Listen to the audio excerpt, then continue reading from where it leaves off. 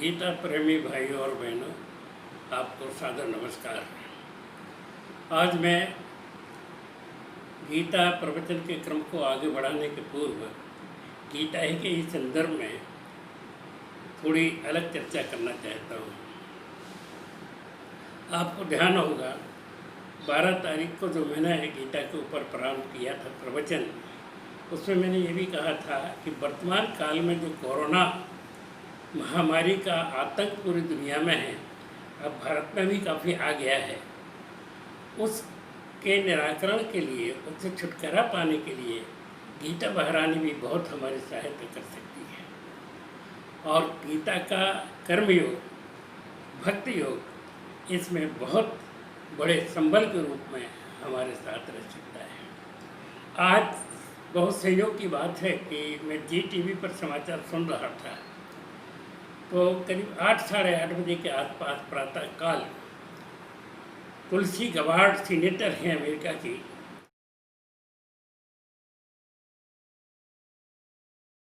Indian origin की हैं वो, उन्होंने कोरोना पर विजय का गीता मंत्र देते हुए कहा कि भारत के पास इतना शक्ति मंत्र है, ऐसा ग्रंथ है जिसके स्वाध्याय से, जिसके ऊपर चिंतन मनन करने से उसका कर्मयोग और भक्ति योग इस महामारी के बचाव में बहुत कुछ सहायता कर सकते हैं। तो देखिए, जो मेरे मन में विचार 12 तारीख को आया था, मुझे नहीं मालूम था कि सुदूर अमेरिका में बैठी हुई एक बहन भी इस ढंग का विचार रखती होगी। तो ये या तो प्रभु कृपा है या संयोग है, और बात सही है। 9वें अध्याय में भगवान ने कहा है, अनन्याश्चिन्तयन्तो माम योजना परिपासते तेषां नित्याभियुक्तानां योगक्षेमं वहाम्यहम्।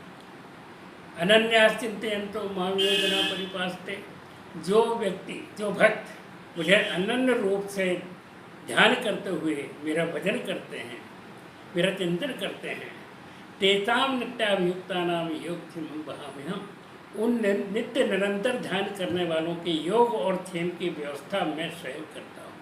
ये भगवान स्वयं कर रहे हैं, कह रहे हैं। इतनी बड़ी गारंटी भगवान ने दी है, इससे बड़ी गारंटी और हो नहीं सकती। हम और आप भी इसकी परीक्षा के मंत्र की और देख सकते हैं कि कितनी शक्ति इस मंत्र में है। यदि पूर्ण समर्पण भाव से भगवान के चरणों में जाकर के हम उनके हो जाते हैं और अनन्य रूप से भक्ति करते हैं, तो मैं आपको दावे से कहता हूँ कि इस महामारी से भी हम बचाव कर सकते हैं। केवल एक मंत्र काफ़ी है। आप जो भी जहाँ भी बैठे हो, सुन रहे हो मेरी बात को, 9वें अध्याय का ये जो श्लोक मैंने बोला है, अनन्याश्चिन्तयन्तो माम योजना परिपासते तेषां नित्याभियुक्तानां योगक्षेमं वहाम्यहम्। ये गीता के 9वें अध्याय का 22वां श्लोक है। मैं निवेदन करूँगा कि जो भी व्यक्ति जहाँ हैं, सुन रहे हो और सुनेंगे, वो इस श्लोक का पाठ जरूर करें। 5 बार कम से कम इस श्लोक को पढ़ें। मैं आपको निश्चित रूप से कह सकता हूँ कि हर प्रकार की बाधा से, हर प्रकार की बीमारी से आपको सुरक्षित रखेगा। रक्षा कवच बन करके आपके चारों ओर भगवान जो है सुदर्शन चक्र घुमाते हुए सदा उपस्थित रहेंगे। अब आते हैं तीसरे अध्याय पर। तीसरे अध्याय का शीर्षक है कर्म योग। दूसरे अध्याय में भगवान ने 2 मार्ग बताए थे अर्जुन को, एक तो ज्ञान योग का या सांख्य योग, और दूसरा कर्म योग का। चूँकि ज्ञान योग की चर्चा पहले की भगवान ने, तो तीसरे अध्याय के प्रारंभ में ही अर्जुन प्रश्न करता है भगवान से कि यदि ज्ञान योग कर्म योग से श्रेष्ठ है, तो आप मुझे कर्म के में लिए क्यों प्रेरित कर रहे हैं? कर्म योग में क्यों आप मेरे को धकेल रहे हैं? मैं युद्ध नहीं करना चाहता हूँ। भगवान कहते हैं कि सबसे पहले तो यह है कि ऐसा शिष्य होना चाहिए जो कि इतनी निर्भीकता से गुरु से प्रश्न कर सके, और वो भी तब जबकि गुरु स्वयं परमात्मा हो। तो अर्जुन ने कहा कि ज्ञान योग श्रेष्ठ है, तो मैं तो ज्ञान योग का अनुसरण करूँगा, कर्मयोग का नहीं करूँगा। भगवान कहते हैं कि देख, ज्ञान योग में एक तो देहाभिमान से छुटकारा पाना पड़ता है, जो कि सहज नहीं है, और कर्मयोग में तो केवल अनासक्त भाव से, निष्काम भाव से कर्म करके तू आगे बढ़ सकता है। इसलिए कर्मयोग ही श्रेष्ठ है, तो कर्मयोग का ही अनुसरण कर। अब प्रश्न यह है कि कर्मयोग को विस्तार से फिर यहाँ समझा रहे हैं भगवान। अर्जुन से कह रहे हैं कि तू कर्मयोग में अगर लग जाता है तो सारा संसार कर्म में ही लगा हुआ है, बिना कर्म के तो जीवन में गुजारा ही नहीं है। स्पष्ट है कि गीता कर्म के ऊपर बल दे रही है। वो लोग सोचते हैं कि गीता केवल सन्यासियों के पढ़ने का ग्रंथ है, ऐसा नहीं है। गीता कर्मठता से कर्म करने की प्रेरणा देती है। ये जब जो अर्जुन पलायन कर रहा था युद्ध क्षेत्र से, उसको पुनः युद्ध में लगाने से स्पष्ट हो रहा है कि गीता पलायन से पुरुषार्थ का मार्ग बताती है, पलायन से पुरुषार्थ का पाठ पढ़ाती है, कर्मठ बनाती है। लंगोटी लगा करके वन में भाग जाने को, भभूति रमाकर जंगल में जाने को वो पलायन मानती है, और कर्मठता से कर्म करने को ही सत्य कर्म मानती है। स्पष्ट है कि चाहे ज्ञान योग के मार्ग से चले, चाहे कर्म योग के मार्ग से, आपके व्यवहार की परीक्षा जो होती है वो संसार में होती है, वन में रह के नहीं होती है। इसलिए यदि आपको भक्ति करना है कर्म करते हुए, तो आप संसार में रह के करेंगे तो आपके व्यवहार की भी परीक्षा हो जाएगी। आप निष्पक्ष भाव से समता में स्थित होकर के भक्ति मार्ग पर चलेंगे और आपके कर्म भी होते रहेंगे। देखिए, कबीर जो है साड़ियाँ बुनते रहे, कपड़े बुनते रहे और भक्ति करते रहे। तिरुवल्लुवर भी कई इसी मार्ग से चले। वह अनेक साधु संत जो है एक नाथ ग्रस्त रहते हुए भी भक्ति करते रहे और कर्म भी करते रहे। तो कर्म योग में भक्ति भी चलती हो, कर्म भी चलता, दोनों एक साथ चल सकते हैं। अब वो कह रहे हैं कि तू अगर पलायन करेगा तो एक बहुत बड़ी परंपरा, गलत परंपरा स्थापित करेगा। मेरा अवतार इस दुनिया में धर्म की स्थापना के लिए हुआ है, अन्याय का प्रतिकार लोग करें, इस उद्देश्य में आया हूँ। और तू अगर पलायन करता है, तू मेरा शिष्य है, तो एक गलत परंपरा पड़ेगी संसार में, और लोग आगे भविष्य में अन्याय का प्रतिकार न कर सकेंगे, तेरी तरह पलायन करेंगे। इसलिए अर्जुन, तू जो मैं कह रहा हूँ, युद्ध कर, कर्म में जुट और कर्मठता से कर्म कर। होता क्या है, यदि एक भी मनुष्य संसार में अलग व्यवहार करता है, समाज के अंदर गलत व्यवहार करता है, तो पूरी समाज पर उसका प्रभाव पड़ता है और पूरे समाज में प्रदूषण फैलता है। वो एक मशीन है, मान लीजिए एक बहुत बड़ी मशीन है, उसमें कई पुर्जे लगे हैं। अगर एक पुर्जा उसका कोई खराब हो जाता है तो पूरी मशीन ठप हो जाती है और काम बंद हो जाता है। इसी प्रकार समाज में जितने अंग हैं सब में सुव्यवस्था होनी चाहिए। एक भी अव्यवस्थित हो जाता है तो सामाजिक ढांचा चरमरा जाता है। आज दुनिया में जो चल रहा है, प्रत्येक परिस्थिति हम देख रहे हैं कि हमारा देश अंदर कोरोना की महामारी से तो जूझ ही रहा है, साथ में हमारी सीमा पर 3 देश हमारी संप्रभुता को चुनौती दे रहे हैं। ऐसे समय में तो कर्मठ कर्मयोग बहुत ज़रूरी है, और इसलिए भगवान कहते हैं कि कर्म योग का अनुसरण कर ध्यान रखो। फिर दूसरी बात ये कहते हैं भगवान, बहुत महत्वपूर्ण श्लोक है ये, 3रे अध्याय का 13वां श्लोक है, मैं पढ़ रहा हूँ इसको।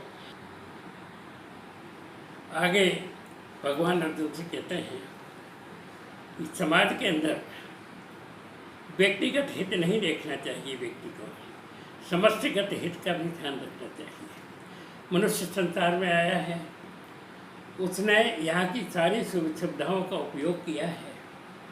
हमको शिक्षण संस्थाएं, हमको सामाजिक व्यवस्था, वातावरण सब कुछ अनुकूल मिला, तब हम आगे जाकर के बढ़ पाए हैं।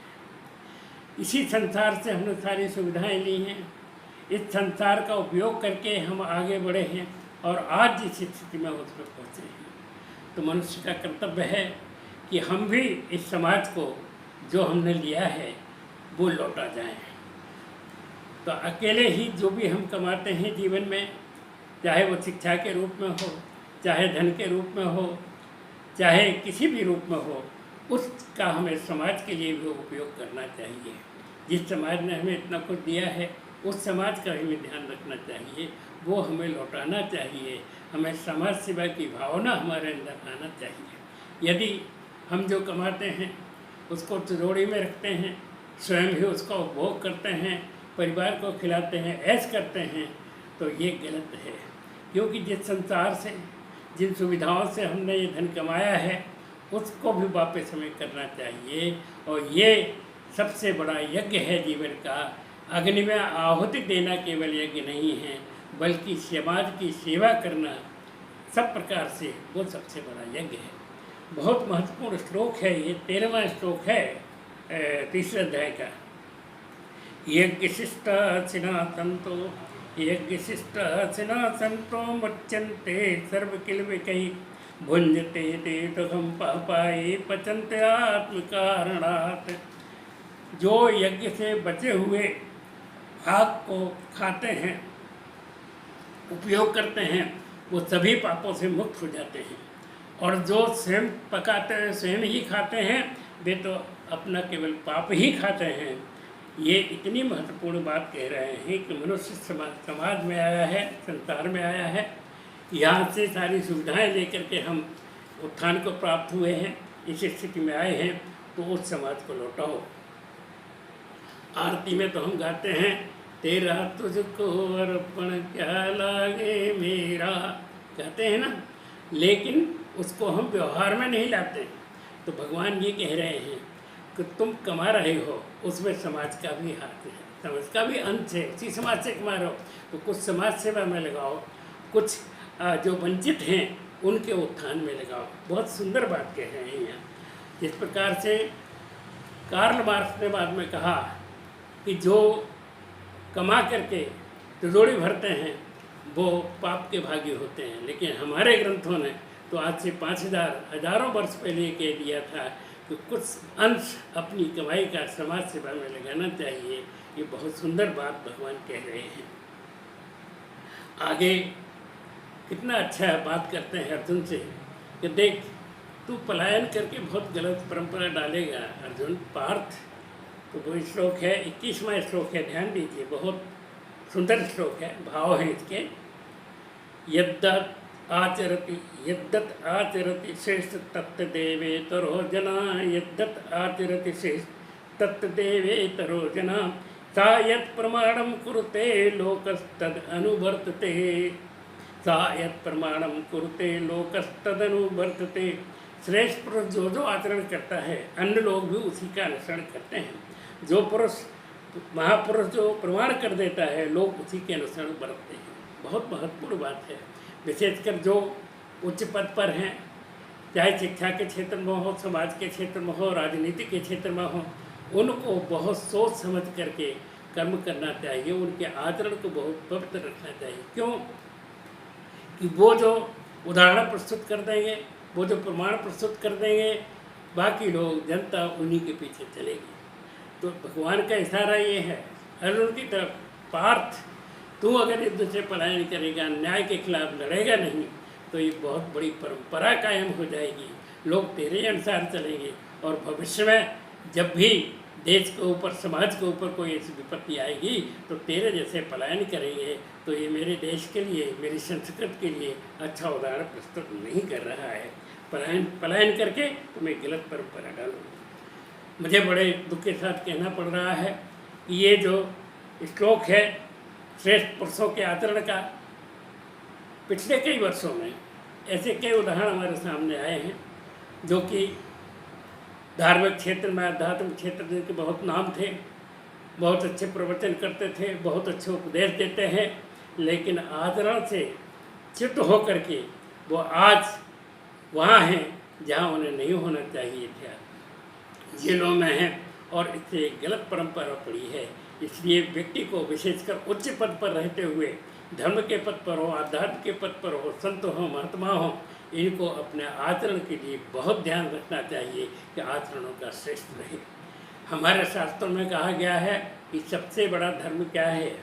आचार परमो धर्म, आचरण ही सबसे बड़ा धर्म है। जिसका आचरण खत्म हो गया, खराब हो गया, वो व्यक्ति दो कोड़ी का है। तो इस प्रकार से भगवान कह रहे हैं कि देख तू क्षत्रिय है, तू तो जा रहा है वन में कि हम तो जो है चले जाएंगे, पलायन कर जाएंगे, पर क्षत्रिय का धर्म है न्याय अन्याय के खिलाफ लड़ना, युद्ध करना। स्वधर्म निधनम श्रेया, तेरा धर्म क्षत्रिय का धर्म है अन्याय के खिलाफ लड़ना, तो तू लड़ेगा तो अपने धर्म का ही काम करेगा। अंत में एक बहुत महत्वपूर्ण प्रश्न अर्जुन करता है जो हमारे सबके लिए हमें ध्यान देने योग्य है। अर्जुन कहता है भगवान एक बात बताइए कि ना चाहते हुए ही मनुष्य पाप कर्मों के लिए प्रेरित क्यों होता है? चाहता, हर आदमी कोई चाहता नहीं पाप करना, लेकिन क्यों पाप करता है, क्यों पाप की ओर प्रवृत्त होता है, ये मैं चाहूँगा, ये प्रश्न हमने किया है। 37वें श्लोक में भगवान जवाब देते हैं, अर्जुन से भगवान कह रहे हैं, फिर एक बार मैं पढ़ रहा हूँ इस श्लोक के, क्या कारण है कि जबरदस्ती आदमी पाप में प्रवृत्त होता है? भगवान कहते हैं, काम एष क्रोध एष रजोगुण समुद्भवा महासनो महापापमा विद्येन में ही बेरिणम। अर्जुन, रजोगुण से जो उत्पन्न होते हैं काम और क्रोध, काम और क्रोध ही सबसे बड़े शत्रु हैं मनुष्य के। महासनो, ये जो है कितना भी इनको खिलाओ इनकी उदर पूर्ति नहीं होती है, वो इतने महासनो है। महापापमा, इन्हीं ये महापापी हैं विद्या में, और यही हमारे वैरणम, विद्येन में ही वैरणम, इनको ही तू पूरी तरह से अपना शत्रु जान। तो सबसे बड़ी चीज़ है कि काम जब आदमी के ऊपर सवार होता है, इसको मैं कामना के रूप में लेता हूँ, केवल विषय भोगों के ऊपर कि भाई संकेत है, विषय भोग के ऊपर संकेत है। जब व्यक्ति किसी काम की ओर, कामना की ओर या वासना की ओर प्रवृत्त होता है, तो फिर उसमें अगर विघ्न पड़ता है, एन के इन प्रकार उसको पाना चाहता है, उसमें अगर विघ्न पड़ता है उससे क्रोध आता है। और क्रोध के बाद क्या स्थिति होती है, कल मैंने बताया था कि मनुष्य अपने आप को भूल जाता है, अपनी प्रतिष्ठा को, अपने अस्तित्व को भूल जाता है। इसलिए क्रोध में आकर के फिर जो काम वो कर डालता है उसके कारण ही वो पापी हो जाता है। देखिए, नारद और विश्वामित्र कितने बड़े ऋषि थे, लेकिन काम के बस होकर के इनको भी फिसल गए और इनका भी आचरण दूषित हो गया। एक और थे याति, याति ने 1000 वर्ष तक 1000 वर्ष तक काम सुख होगा, उसके बाद भी तृप्त नहीं हुए। उन्होंने कहा कि ये तृप्त नहीं होती, ये तो केवल संयम चलन से ही शांत होता है, भोगने से नहीं होता है। एक कण्व ऋषि थे, उनका पुत्र सौभरी था, वो जल में रह के तपस्या करता था और बहुत ऊंची ऊंचाई तक पहुंच गया था तपस्या के क्षेत्र में। एक दिन उसने समुद्र में या सरिता में स्नान करते समय मत्स्य युगल की कीड़ा देखी और उसको देख करके उसका मन फिसल गया और जा कर के उसने विवाह रचाया। तो इस प्रकार काम से ही सारे पाप उत्पन्न होते हैं। इस पर यदि व्यक्ति नियंत्रण कर ले तो पूरी तरह से उसका चरित्र, उसका जीवन डबल हो सकता है और सुख शांति जा सकता है। इसी श्लोक के साथ में आज कर्मयोग की बात समाप्त कर रहा हूँ। कल चौथा अध्याय जो ज्ञान कर्म संन्यास योग पर है उसको प्रारंभ करेंगे। बहुत बहुत धन्यवाद।